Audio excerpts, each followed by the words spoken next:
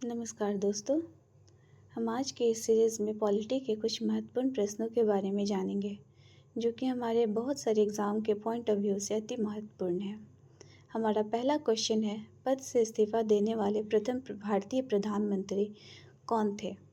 हमारा पहला ऑप्शन है अटल बिहारी वाजपेयी, दूसरा मोरारजी देसाई, तीसरा HD देवे गौड़े, चौथा PV नरसिम्हा राव। आप चाहेंगे तो इस वीडियो को पॉज करके खुद से आंसर दे सकते हैं, फिर यहाँ से उत्तर देख लेंगे। इसका सही उत्तर है बी, जो कि है मोरारजी देसाई। हमारा दूसरा क्वेश्चन है, निम्नलिखित में से कौन सी भाषा भारत के संविधान की 8वीं अनुसूची में नहीं है?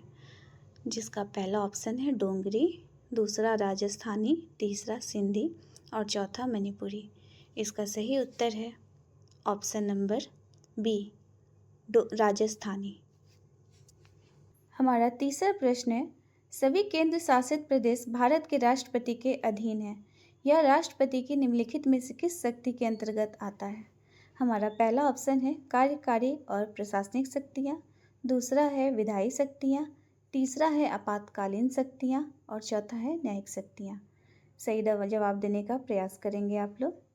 इसका सही उत्तर है ऑप्शन नंबर ए, कार्यकारी और प्रशासनिक शक्तियाँ।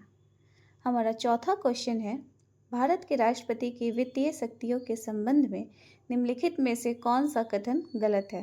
पहला ऑप्शन है राष्ट्रपति के पूर्व अनुमति के बिना कोई भी धन विधेयक प्रस्तुत नहीं किया जा सकता।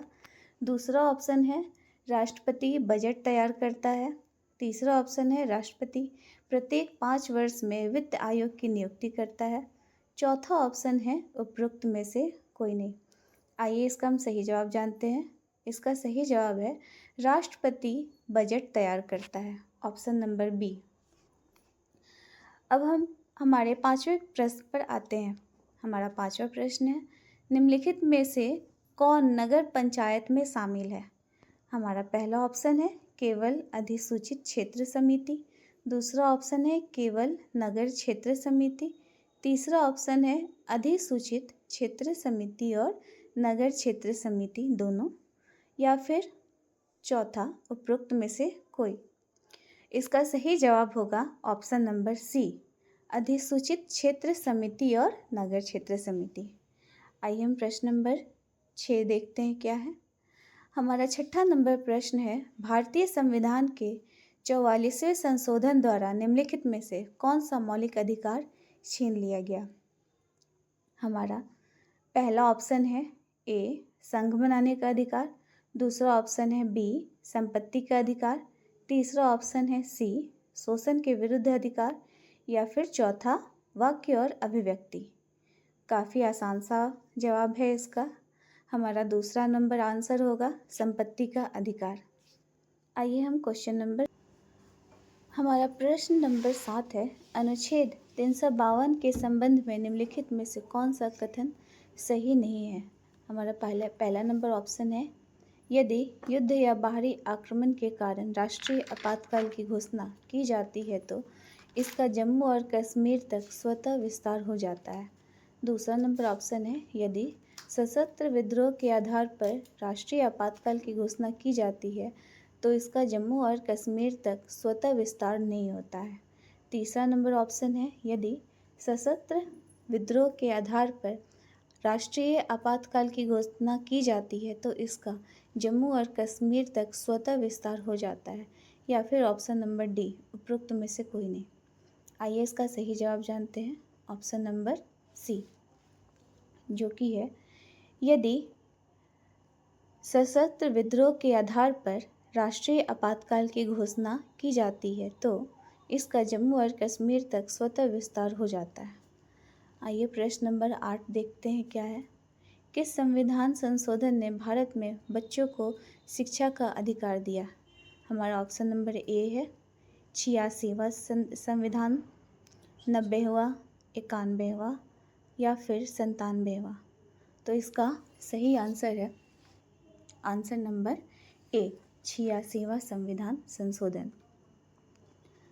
आइए हम प्रश्न नंबर 9 देखते हैं क्या है।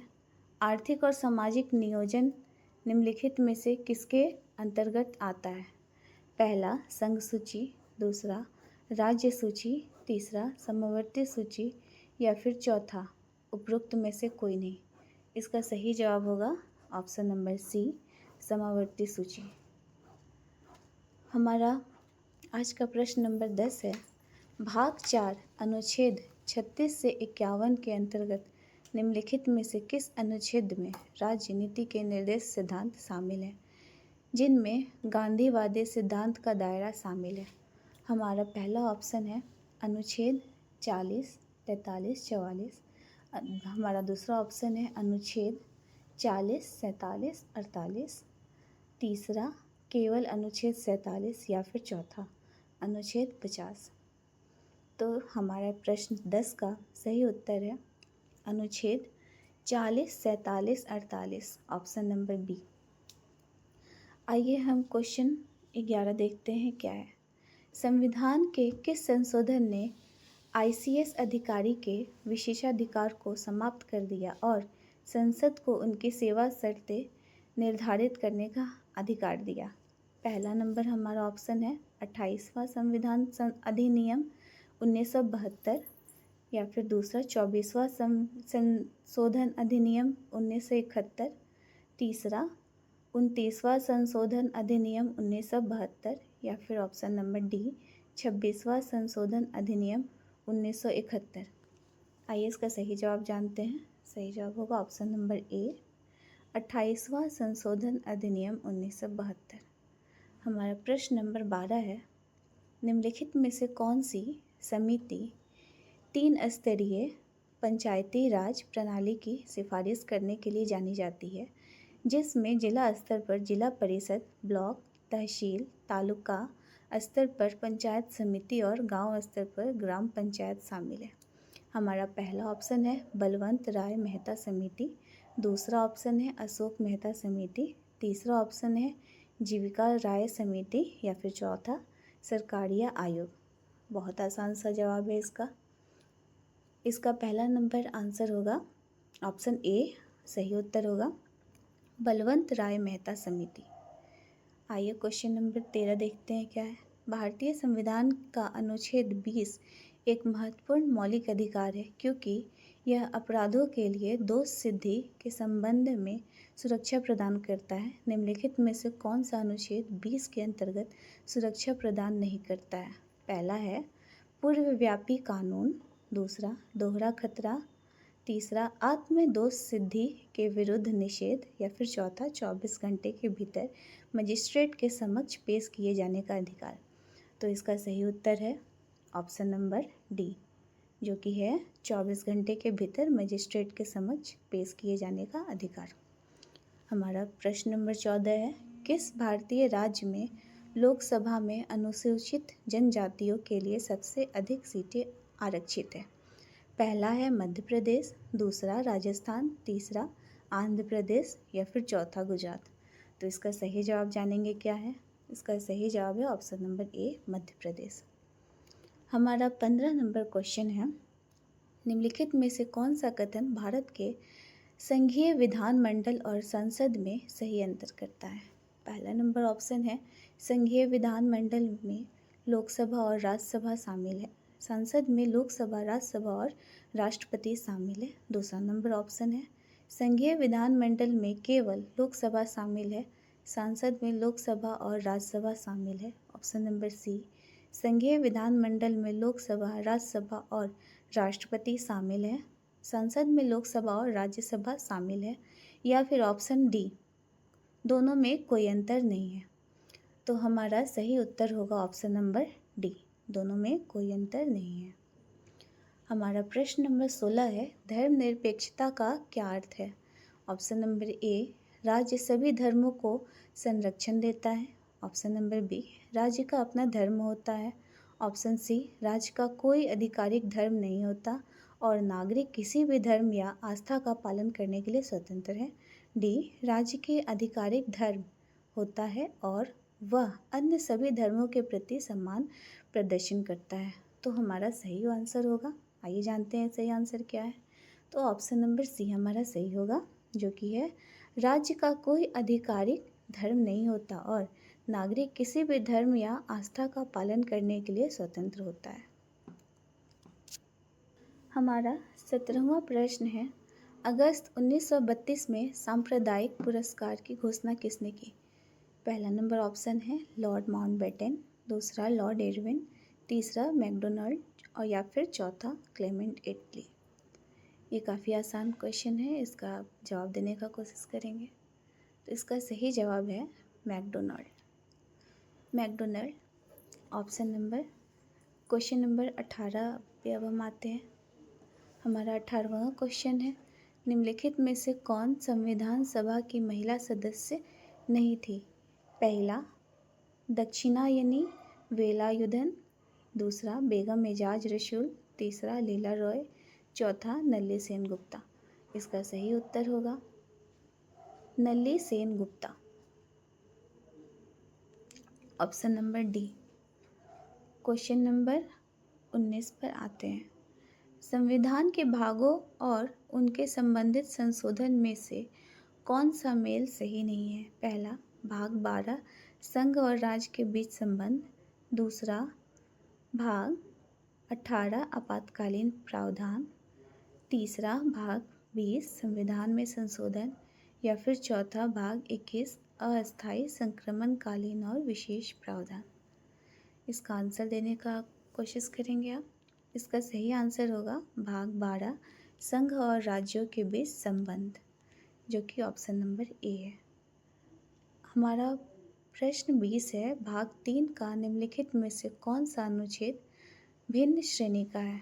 ऑप्शन नंबर ए अनुच्छेद 15, ऑप्शन नंबर बी अनुच्छेद 19, ऑप्शन सी अनुच्छेद 16 या फिर ऑप्शन डी अनुच्छेद 14। इसका सही जवाब देने का प्रयत्न करेंगे आप। इसका सही जवाब है ऑप्शन बी अनुच्छेद 19। हमारा एक था, हनुमंत राय समिति ने अपनी रिपोर्ट किस वर्ष प्रस्तुत की? पहला नंबर ऑप्शन है ए 1984 में, दूसरा 1985 में, तीसरा 1986 या फिर चौथा 1987। इसका सही जवाब देने का कोशिश करेंगे। आइए देखते हैं सही जवाब क्या है। Option number A 1984। हमारा प्रश्न 22 है, नगर पालिकाओं के चुनाव के संचालन के लिए कौन सी संस्था जिम्मेदार है? ऑप्शन नंबर ए राज्य चुनाव आयोग, ऑप्शन नंबर बी चुनाव आयोग, सी दोनों या फिर ऑप्शन नंबर डी इनमें से कोई नहीं। तो हमारा सही जवाब होगा ऑप्शन नंबर ए राज्य चुनाव आयोग। प्रश्न नंबर 23 है, निम्नलिखित में से किस निकाय का अध्यक्ष महापौर होता है? इसका ऑप्शन नंबर ए है परिषद, ऑप्शन नंबर बी अस्थायी समितियाँ, ऑप्शन सी नगर आयुक्त या फिर ऑप्शन डी इनमें से कोई नहीं। आइए सही जवाब जानने का कोशिश करते हैं। ऑप्शन नंबर ए परिषद। हमारा 24वां प्रश्न है, निम्नलिखित में से कौन सी स्थानीय सरकार के केंद्रीय परिषद की विशेषताएं हैं?